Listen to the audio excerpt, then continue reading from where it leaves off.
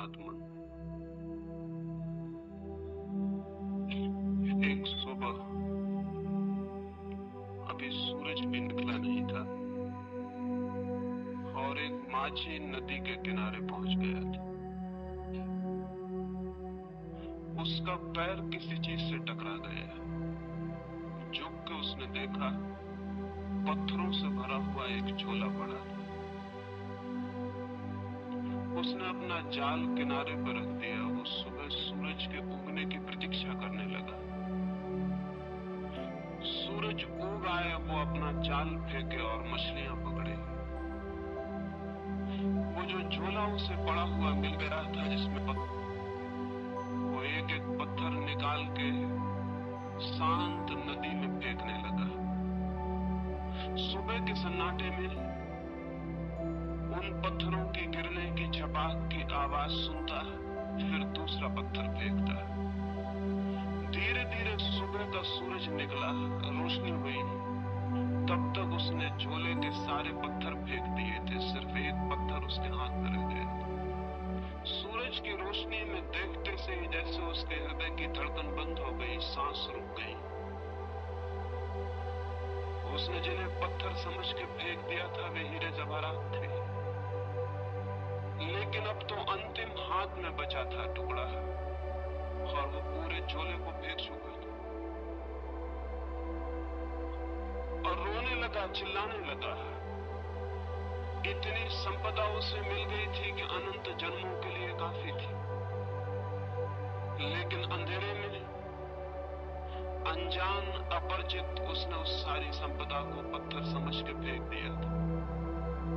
लेकिन फिर भी वो मछुआ सौभाग्यशाली था, क्योंकि अंतिम पत्थर फेंकने के पहले सूरज निकल आया था और उसे दिखाई पड़ गया था कि उसके हाथ में हीरा है। साधारणतः सभी लोग इतने सौभाग्यशाली नहीं होते। जिंदगी बीत जाती है, सूरज नहीं निकलता, सुबह नहीं होती, रोशनी नहीं आती, और सारे जीवन के हीरे हम पत्थर समझ के फेंक चुके होते हैं। जीवन एक बड़ी संपदा है, लेकिन आदमी सिवाय उसे फेंकने और गंवाने के कुछ भी नहीं करता। जीवन क्या है ये भी पता नहीं चल पाता और हम उसे फेंक देते। जीवन में क्या छिपा था, कौन से राज, कौन सा रहस्य, कौन सा स्वर्ग, कौन सा आनंद, कौन सी मुक्ति, उस सब का कोई भी अनुभव नहीं हो पाता और जीवन हमारे हाथ से रिक्त हो जाता। इन आने वाले 3 दिनों में जीवन की संपदा पर ही थोड़ी सी बातें मुझे कहनी। लेकिन जो लोग जीवन की संपदा को पत्थर मानकर बैठ गए हैं, वे कभी आंख खोलकर देख पाएंगे कि जिन्हें उन्होंने पत्थर समझा है वे हीरे माणिक हैं। ये बहुत कठिन है। और जिन लोगों ने जीवन को पत्थर मान के फेंकने में ही समय गंवा दिया है, अगर आज उनसे कोई कहने जाए कि जिन्हें तुम पत्थर समझ के फेंक रहे थे वहां हीरे मोती भी थे, तो वे नाराज होंगे, क्रोध से भर जाएंगे। इसलिए नहीं कि जो बात कही गई वो गलत है, बल्कि इसलिए कि ये बात इस बात का स्मरण दिलाती है कि उन्होंने बहुत सी संपदा फेंक दी। लेकिन चाहे हमने कितनी ही संपदा फेंक दी हो, अगर एक क्षण भी जीवन का शेष है, तो फिर भी हम कुछ बचा सकते हैं और कुछ जान सकते हैं और कुछ पा सकते हैं। जीवन की खोज में कभी भी इतनी देर नहीं होती कि कोई आदमी निराश होने का कारण पाए। लेकिन हमने ये मान ही लिया है अंधेरे में, अज्ञान में, कि जीवन में कुछ भी नहीं है सिवाय पत्थरों के। जो लोग ऐसा मान के बैठ गए हैं, उन्होंने खोज के पहले ही हार स्वीकार कर ली।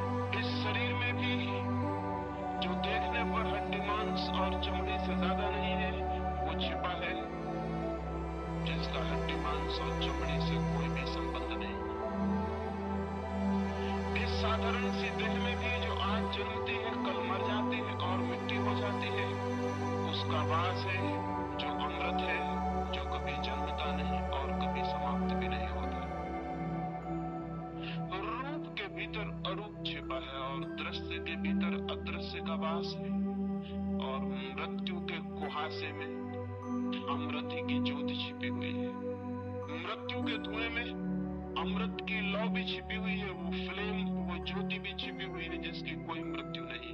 लेकिन हम धुएं को देखकर ही वापस लौट आते हैं और ज्योति को नहीं खोज पाते।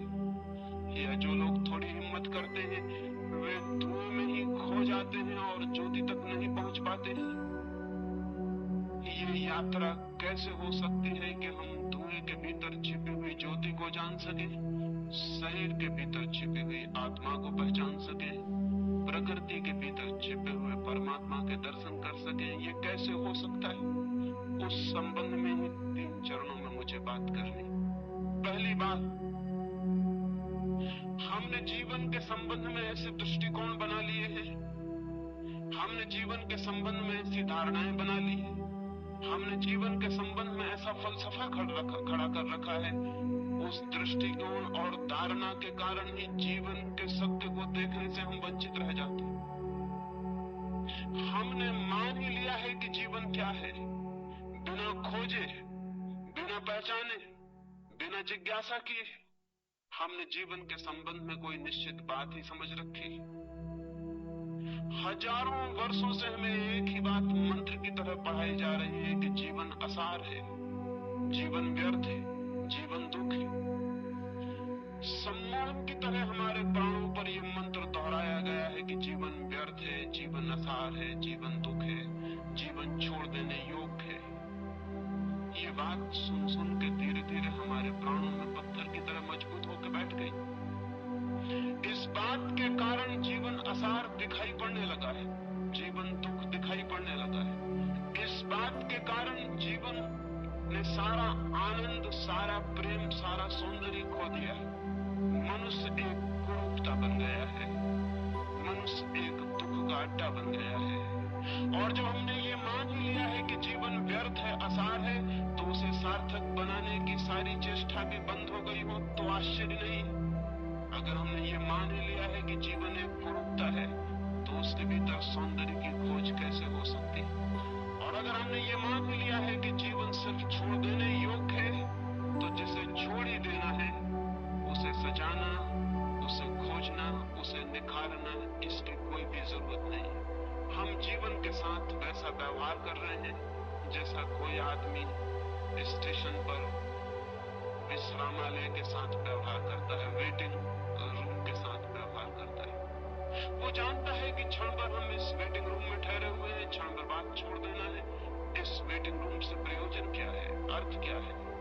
वो वहां मूंगफली के छिलके भी डालता है, पान भी थूक देता है, गंदा भी करता है और फिर भी सोचता है मुझे क्या प्रयोजन, क्षण भर बाद मुझे चले जाना। जीवन के संबंध में भी हम इसी तरह का व्यवहार कर रहे हैं। जहां से हमें क्षण भर बाद चले जाना है वहां सुंदर और सत्य की खोज और निर्माण करने की जरूरत क्या है? लेकिन मैं आपसे कहना चाहता हूं, जिंदगी जरूर हमें छोड़ के चले जाना है, लेकिन जो असली जिंदगी है उसे हमें कभी भी छोड़ने का कोई उपाय नहीं। हम ये घर छोड़ देंगे, ये स्थान छोड़ देंगे, लेकिन जो जिंदगी का सत्य है वो सदा हमारे साथ होगा, वो हम स्वयं। स्थान बदल जाएंगे, मकान बदल जाएंगे, लेकिन जिंदगी हमारे साथ होगी, उसके बदलने का कोई उपाय नहीं।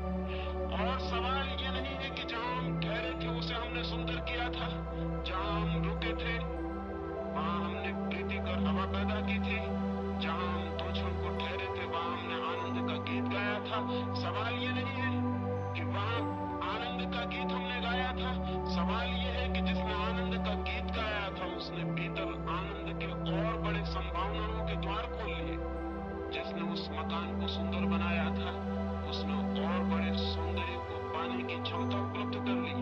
जिसने 2 क्षण उस वेटिंग रूम में भी प्रेम के बिताए थे उसने और बड़े प्रेम को पाने की पात्रता अर्जित कर ली।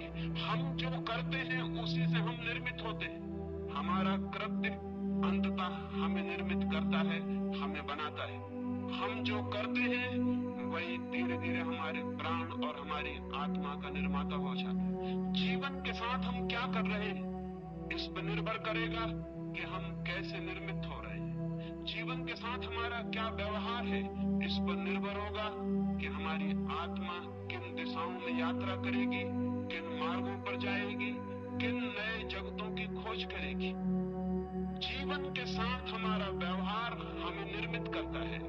ये अगर स्मरण हो तो शायद जीवन को असार व्यर्थ मानने की दृष्टि हमें भ्रांत मालूम पड़े, तो शायद हमें जीवन को दुखपूर्ण मानने की बात गलत मालूम पड़े, तो शायद हमें जीवन से विरोधी रुख अधार्मिक मालूम पड़े।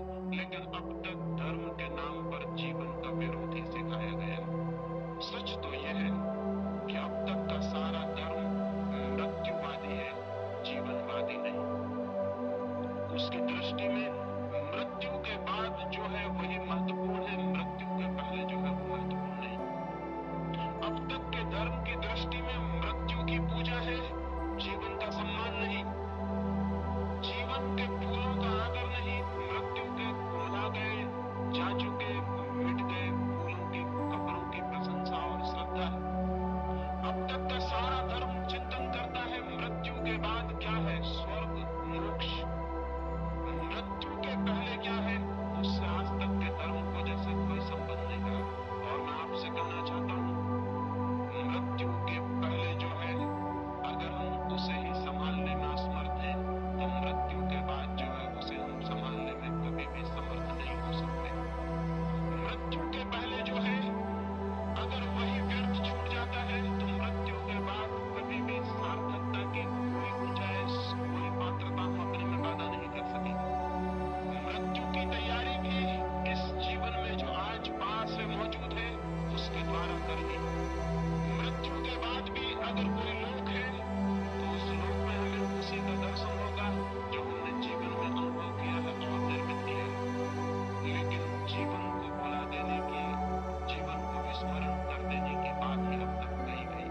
मैं आपसे कहना चाहता हूँ, जीवन के अतिरिक्त न कोई परमात्मा है, न हो सकता है। मैं आपसे ये भी कहना चाहता हूँ, जीवन को साध लेना ही धर्म की साधना है, और जीवन में ही परम सत्य को अनुभव कर लेना मोक्ष को उपलब्ध कर लेने की पहली सीढ़ी। जो जीवन को ही चूक जाता है वो और सब भी चूक जाएगा, ये निश्चित है। लेकिन अब तक का रुख उल्टा रहा है। वो रुख कहता है जीवन को छोड़ो, वो रुख कहता है जीवन को त्यागो। वो ये नहीं कहता कि जीवन में खोजो, वो ये नहीं कहता कि जीवन को जीने की कला सीखो, वो ये भी नहीं कहता कि जीवन को जीने के ढंग पर निर्भर करता है कि जीवन कैसा मालूम पड़ेगा। अगर जीवन अंधकारपूर्ण मालूम पड़ता है तो वो जीने का गलत ढंग है। यही जीवन आनंद की वर्षा भी बन सकता है अगर जीने का सही ढंग उपलब्ध हो जाए। धर्म को मैं जीने की कला कहता हूँ, वो आर्ट ऑफ लिविंग है। धर्म जीवन का त्याग नहीं, जीवन की गहराइयों में उतरने की सीढ़ियां हैं। धर्म जीवन की तरफ पीठ कर लेना नहीं, जीवन की तरफ पूरी तरह आंख खोलना है। धर्म जीवन से भागना नहीं, जीवन को पूरा आलिंगन में लेने का नाम है। धर्म है जीवन का पूरा साक्षात्कार। यही शायद कारण है कि आज तक के धर्म में सिर्फ बूढ़े लोग ही उत्सुक रहे हैं। मंदिरों में जाएं, चर्चों में, गिरजाघरों में, गुरुद्वारों में, और वहां वृद्ध लोग दिखाई पड़ेंगे। वहां युवा दिखाई नहीं पड़ते, वहां छोटे बच्चे दिखाई नहीं पड़ते। क्या कारण? एक ही कारण है, अब तक का हमारा धर्म सिर्फ बूढ़े का धर्म है। उन लोगों का धर्म है जिनकी मौत करीब आ गई और अब जो मौत से भयभीत हो गए हैं और मौत के बाद के चिंतन के संबंध में आतुर हैं और जानना चाहते हैं कि मौत के बाद क्या है। जो धर्म मौत पर आधारित है वो धर्म पूरे जीवन को कैसे प्रभावित कर सकेगा? जो धर्म मौत का चिंतन करता है वो पृथ्वी को धार्मिक कैसे बना सकेगा? वो नहीं बना सका। 5000 वर्षों की धार्मिक शिक्षा के बाद भी पृथ्वी रोज अधार्मिक से अधार्मिक होती चली गई। मंदिर है, मस्जिद है, चर्च है, पुजारी है, पुरोहित है, सन्यासी है, लेकिन पृथ्वी धार्मिक नहीं हो सकी है और नहीं हो सकेगी, क्योंकि धर्म का आधार ही गलत है। धर्म का आधार जीवन नहीं है, धर्म का आधार मृत्यु है, धर्म का आधार खिलते हुए फूल नहीं है, कब्रें हैं। जिस धर्म का आधार मृत्यु है वो धर्म अगर जीवन के प्राणों को स्पंदित न कर पाता हो तो आश्चर्य क्या है, जिम्मेवारी किसकी है? मैं इन 3 दिनों में जीवन के धर्म के संबंध में ही बात करना चाहता हूं और इसलिए पहला सूत्र समझ लेना जरूरी है।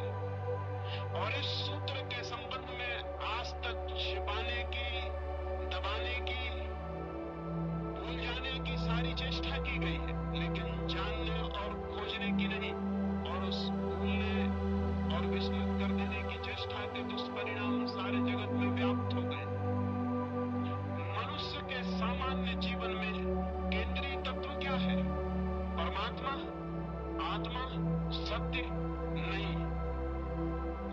मनुष्य के प्राणों में, सामान्य मनुष्य के प्राणों में, जिसने कोई खोज नहीं की, जिसने कोई यात्रा नहीं की, जिसने कोई साधना नहीं की, उसके प्राणों की गहराई में क्या है? प्रार्थना, पूजा? नहीं, बिल्कुल नहीं। अगर हम सामान्य मनुष्य के जीवन ऊर्जा में खोज करें, उसके जीवन शक्ति को हम खोजने जाएं, तो न तो वहां परमात्मा दिखाई पड़ेगा, न पूजा, न प्रार्थना, न ध्यान, वहां कुछ और ही दिखाई पड़ेगा। और जो दिखाई पड़ेगा उसे बुलाने की चेष्टा की गई है, उसे जानने और समझने की नहीं। वहां क्या दिखाई पड़ेगा? हम आदमी के प्राणों को चीरें और फाड़ें और वहां खोजें। आदमी को छोड़ दें, अगर आदमी से इतर जगत की भी हम खोजबीन करें तो वहां प्राणों की गहराइयों में क्या मिलेगा? अगर हम एक पौधे की जांचबीन करें तो क्या मिलेगा? एक पौधा क्या कर रहा है? एक पौधा पूरी चेष्टा कर रहा है नए बीज उत्पन्न करने की। एक पौधे के सारे प्राण, सारा रस नए बीज इकट्ठे करने, जन्मने की चेष्टा कर रहा है। एक पक्षी क्या कर रहा है? एक पशु क्या कर रहा है? अगर हम सारी प्रकृति में खोजने जाएं तो हम पाएंगे सारी प्रकृति में एक ही क्रिया जोर से प्राणों को घेर कर चल रही है, और वो क्रिया है सतत सृजन की क्रिया, वो क्रिया है क्रिएशन की क्रिया, वो क्रिया है जीवन को पुनरुज्जीवित नए नए रूपों में जीवन देने की क्रिया। फूल बीज को संभाल रहे हैं, फल बीज को संभाल रहे हैं। बीज क्या करेगा? बीज फिर पौधा बनेगा, फिर फूल बनेगा, फिर फल बनेगा। अगर हम सारे जीवन को देखें तो जीवन जन्मने की एक अनंत क्रिया का नाम। जीवन एक ऊर्जा है जो स्वयं को पैदा करने के लिए सतत संलग्न है और सतत चेष्टाशील। आदमी के भीतर भी वही है। आदमी के भीतर उस सतत सृजन की चेष्टा का नाम हमने सेक्स दे रखा है, काम दे रखा है। इस नाम के कारण उस ऊर्जा को एक गाली मिल गई, एक अपमान। इस नाम के कारण एक निंदा का भाव पैदा हो गया। मनुष्य के भीतर भी जीवन को जन्म देने की सतत चेष्टा चल रही है। हम उसे सेक्स कहते हैं, हम उसे काम की शक्ति कहते हैं।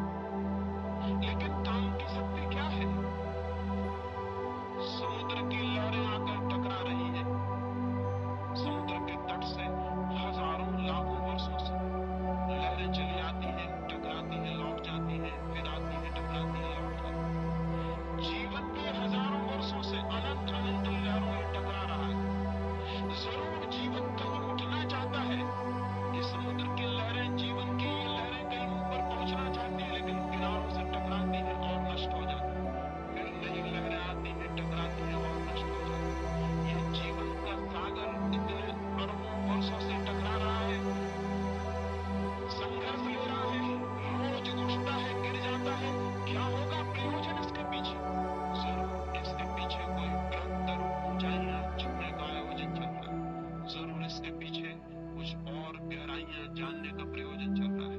जरूर जीवन की सतत प्रक्रिया के पीछे कुछ और महानतर जीवन पैदा करने का प्रयास चल रहा है। मनुष्य को जमीन पर आए बहुत दिन नहीं हुए, कुछ लाख वर्ष हुए। उसके पहले मनुष्य नहीं था, लेकिन पशु थे। पशुओं को आए हुए भी बहुत ज्यादा समय नहीं हुआ। एक जमाना था कि पशु भी नहीं थे, लेकिन पौधे थे। पौधों को आए भी बहुत समय नहीं हुआ। एक समय था कि पौधे भी नहीं थे, पत्थर थे। हजारों वर्ष से इस पैदा होने की कामना को ही निंदित कर रखा है। हमने तो सेक्स को सिवाय गाली के आज तक बात करने में भयभीत होते हैं। हमने तो सेक्स को इस बात ही छिपा के रख दिया है जैसे वो है ही नहीं, जैसे उसका जीवन में कोई स्थान नहीं है, जबकि सच्चाई ये है कि उससे ज्यादा महत्वपूर्ण मनुष्य के जीवन में और कुछ भी नहीं। लेकिन उसको छिपाया है, उसको दबाया है। दबाने और छिपाने से मनुष्य सेक्स से मुक्त नहीं हो गया, बल्कि मनुष्य और भी बुरी तरह से सेक्स से ग्रसित हो गया। दमन उल्टे परिणाम लाया है। शायद आप में से किसी ने एक फ्रेंच वैज्ञानिक कुएं के एक नियम के संबंध में सुना होगा। वो नियम है लॉ ऑफ रिवर्स इफेक्ट। कुएं ने एक नियम इजाद किया है, विपरीत परिणाम का नियम। हम जो करना चाहते हैं हम इस ढंग से कर सकते हैं कि जो हम परिणाम चाहते थे उससे उल्टा परिणाम हो जाए। एक आदमी साइकिल चलाना सीखता है, बड़ा रास्ता है, चौड़ा रास्ता है, एक छोटा सा पत्थर रास्ते के किनारे पड़ा हुआ है। वो साइकिल चलाने वाला घबराता है कि मैं कहीं उस पत्थर से न टकरा जाऊं। अब इतना चौड़ा रास्ता है कि अगर आंख बंद कर भी वो चलाए तो पत्थर से टकराना आसान बात नहीं है। इसके 100 में एक ही मौके हैं कि वो पत्थर से टकराए। इतने चौड़े रास्ते पर कहीं से भी निकल सकता है, लेकिन वो देख के घबराता है कहीं मैं पत्थर से टकरा ना जाऊं। और जैसे ही वो घबराता है मैं पत्थर से न टकरा जाऊं, सारा रास्ता विलीन हो गया, सिर्फ पत्थर ही दिखाई पड़ने लगता है उसे। अब उसकी साइकिल का चाक पत्थर की तरफ मुड़ने लगता है। वो हाथ पैर से घबराता है, उसकी सारी चेतना उस पत्थर को ही देखने लगती है और एक सम्मोहित हिप्नोटाइज्ड आदमी की तरह वो पत्थर की तरफ खींचा जाता है और जाके पत्थर से टकरा जाता है। नया साइकिल सीखने वाला उसी से टकरा जाता है जिससे बचना चाहता है। लैंप पोस्ट से टकरा जाता है, पत्थर से टकरा जाता है। इतना बड़ा रास्ता था कि अगर कोई निशानेबाज ही चलाने की कोशिश करता तो उस पत्थर से टकरा सकता था, लेकिन ये सिक्खड़ आदमी कैसे उस पत्थर से टकरा गया? वो कहता है हमारी चेतना का एक नियम है लॉ ऑफ रिवर्स इफेक्ट। हम जिस चीज से बचना चाहते हैं चेतना उसी पर केंद्रित हो जाती है और परिणाम में हम उसी से टकरा जाते हैं। 5000 वर्षों से आदमी सेक्स से बचना चाह रहा है और परिणाम इतना हुआ है कि गली कूचे हर जगह जहां भी आदमी जाता है वहीं सेक्स से टकरा जाता है। लॉ ऑफ रिवर्स इफेक्ट मनुष्य की आत्मा को पकड़े। क्या कभी आपने ये सोचा कि आप चित्त को जहां से बचाना चाहते हैं चित्त वहीं आकर्षित हो जाता है, वहीं निमंत्रित हो जाता है? जिन लोगों ने मनुष्य को सेक्स के विरोध में समझाया उन लोगों ने ही मनुष्य को कामुक बनाने का जिम्मा भी अपने ऊपर ले लिया। मनुष्य की अति कामुकता गलत शिक्षाओं का परिणाम है और आज भी हम भयभीत होते हैं कि सेक्स की बात न की जाए। क्यों भयभीत होते हैं? भयभीत इसलिए होते हैं कि हमें डर है कि सेक्स के संबंध में बात करने से लोग और कामुक हो जाएंगे। मैं आपको कहना चाहता हूं ये बिल्कुल ही गलत भ्रम है, ये 100% गलत है। पृथ्वी उसी दिन सेक्स से मुक्त होगी जब हम सेक्स के संबंध में सामान्य स्वस्थ बातचीत करने में समर्थ हो जाएंगे। जब हम सेक्स को पूरी तरह से समझ सकेंगे तो ही हम सेक्स का अतिक्रमण कर सकेंगे। जगत में ब्रह्मचर्य का जन्म हो सकता है, मनुष्य सेक्स के ऊपर उठ सकता है, लेकिन सेक्स को समझकर, सेक्स को पूरी तरह पहचान कर, उस ऊर्जा के पूरे अर्थ, मार्ग, व्यवस्था को जानकर उससे मुक्त हो सकता है। आंखें बंद कर लेने से कोई कभी मुक्त नहीं हो सकता। आंखें बंद कर लेने वाले सोचते हो कि आंख बंद कर लेने से शत्रु समाप्त हो गया तो वो पागल है। मरुस्थल में शुतुरमुर्ग भी ऐसा ही सोचता है। दुश्मन हमले करते हैं तो शुतुरमुर्ग रेत में सिर छिपा के खड़ा हो जाता है और सोचता है कि जब दुश्मन मुझे दिखाई नहीं पड़ रहा तो दुश्मन नहीं है। लेकिन ये तर्क शुतुरमुर्ग को हम क्षमा भी कर सकते हैं, आदमी को क्षमा नहीं किया जा सकता। सेक्स के संबंध में आदमी ने शुतुरमुर्ग का व्यवहार किया है आज तक। वो सोचता है आंख बंद कर लो सेक्स के प्रति तो सेक्स मिट गया। अगर आंख बंद कर लेने से चीजें मिटती होती तो बहुत आसान थी जिंदगी, बहुत आसान होती दुनिया। आंखें बंद करने से कुछ मिटता नहीं, बल्कि जिस चीज के संबंध में हम आंखें बंद करते हैं हम प्रमाण देते हैं कि हम उससे भयभीत हो गए हैं, हम डर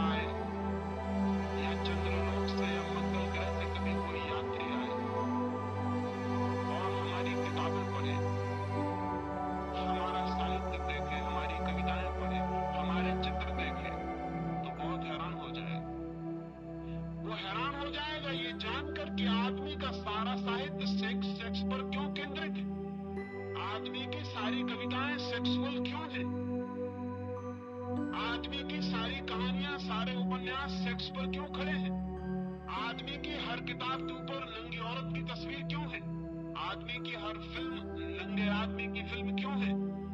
वो आदमी बहुत हैरान होगा अगर कोई मंगल से आके हमें इस हालत में देखेगा तो बहुत हैरान होगा। वो सोचेगा आदमी सेक्स के सिवाय क्या कुछ भी नहीं सोचता। और आदमी से अगर पूछेगा, बातचीत करेगा तो बहुत हैरान हो जाएगा। आदमी बातचीत करेगा आत्मा की, परमात्मा की, स्वर्ग की, मोक्ष की, सेक्स की कभी कोई बात नहीं करेगा। और उसका सारा व्यक्तित्व चारों तरफ से सेक्स से भरा हुआ। वो मंगल ग्रह का वासी तो बहुत हैरान होगा। वो कहेगा बातचीत कभी नहीं की जाती जिस चीज की, उसको चारों तरफ से तृप्त करने की हजार हजार पागल कोशिशें क्यों की जा रही? आदमी को हमने परवर्ट किया है, विकृत किया है, और अच्छे नामों के आधार पर विकृत किया है। ब्रह्मचर्य की बात हम करते हैं, लेकिन कभी इस बात की चेष्टा नहीं करते कि पहले मनुष्य की काम की ऊर्जा को समझा जाए, फिर उसे रूपांतरित करने के प्रयोग भी किए जा सकते हैं। बिना उस ऊर्जा को समझे दमन की, संयम की सारी शिक्षा मनुष्य को पागल, विक्षिप्त और रुग्ण करेगी। इस संबंध में कोई भी ध्यान नहीं। ये मनुष्य इतना रुग्ण, इतना दीनहीन कभी भी ना था, इतना विषाक्त भी ना था, इतना पॉइजनस भी ना था, इतना दुखी भी ना था। मैंने एक अस्पताल के पास से मैं निकलता था, मैंने एक तख्ते पर अस्पताल की एक सूचना लिखी हुई पढ़ी। लिखा था उस तख्ते पर, एक आदमी को बिच्छू ने काटा, उसका इलाज किया गया, वो एक दिन में ठीक होकर घर वापस चला गया। एक दूसरे आदमी को सांप ने काटा था, उसका 3 दिन में इलाज किया गया, वो स्वस्थ होकर घर वापस लौट गया। उस पर तीसरी सूचना थी कि एक और आदमी को पागल कुत्ते ने काट लिया था, उसका 10 दिन से इलाज हो रहा है, वो काफी ठीक हो गया है और शीघ्र ही उसके पूरी तरह ठीक हो जाने की उम्मीद है। और उस पर एक चौथी सूचना भी थी कि एक आदमी को एक आदमी ने काट लिया था, उसे कई सप्ताह हो गए, वो बेहोश है और उसके ठीक होने की भी कोई उम्मीद नहीं। मैं बहुत हैरान हुआ, आदमी का काटा हुआ इतना जहरीला हो सकता है। लेकिन अगर हम आदमी की तरफ देखेंगे तो दिखाई पड़ेगा आदमी के भीतर बहुत जहर इकट्ठा हो गया। और उस जहर के इकट्ठे हो जाने का पहला सूत्र यह है कि हमने आदमी के निसर्ग को, उसकी प्रकृति को स्वीकार नहीं किया, उसकी प्रकृति को दबाने और जबरदस्ती तोड़ने की चेष्टा की। मनुष्य के भीतर जो शक्ति है, उस शक्ति को रूपांतरित करने की, ऊंचा ले जाने की, आकाशगामी बनाने का हमने कोई प्रयास नहीं किया। उस शक्ति के ऊपर हम जबरदस्ती कब्जा करके बैठ गए हैं। वो शक्ति नीचे से ज्वालामुखी की तरह उबल रही है और धक्के दे रही है। वो आदमी को किसी भी क्षण उल्टा देने की चेष्टा कर रही है। और इसलिए जरा सा मौका मिल जाता है तो आपको पता है सबसे पहली बात क्या होती है? अगर एक हवाई जहाज गिर पड़े